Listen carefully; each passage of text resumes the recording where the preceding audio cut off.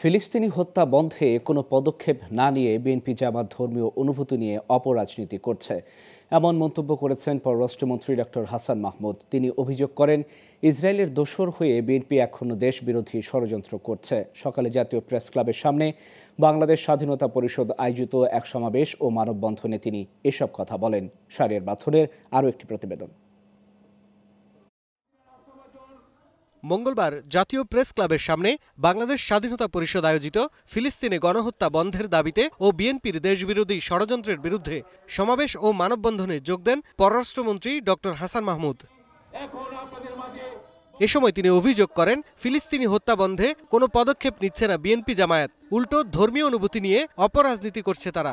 বাংলাদেশে বিএনপি এবং জামাত যারা মুসলমানদের ধর্মীয় সেন্টিমেন্ট নিয়ে রাজনীতি করার অপচেষ্টা চালায়, তারা আজ পর্যন্ত এই ফিলিস্তিনে ইসরায়েলি বাহিনীর বর্বরতার বিরুদ্ধে, গণহত্যার বিরুদ্ধে, মানবতার বিরুদ্ধে অপরাধ সংঘটিত হওয়ার বিরুদ্ধে একটি শব্দ উচ্চারণ করে নাই।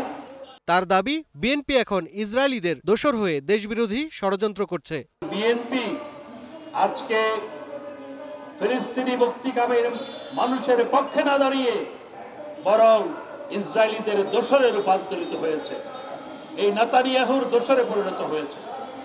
এবং বিএনপি আজকে ইসরায়েলি লবির সাথে যুক্ত হয়ে বাংলাদেশের বিরুদ্ধে ষড়যন্ত্র করা শুরু করে। পররাষ্ট্রমন্ত্রীর প্রশ্ন, ধর্মীয় লেবাসদারি ও সরকার পতনের জন্য আন্দোলনকারীরা কেন ফিলিস্তিনের গণহত্যার বিরুদ্ধে কোনো প্রতিবাদ করছে না? নির্বাচনের আগে সরকার নামানোর জন্য সকাল বিকেল বাইতুল মোকাররমের সামনে যেতেন, ওই ফিলিস্তিনি ভাই বোনদের পক্ষে ইসরায়েলের বিরুদ্ধে একটি বড় সমাবেশ করতে তো দেখতে পেলাম না।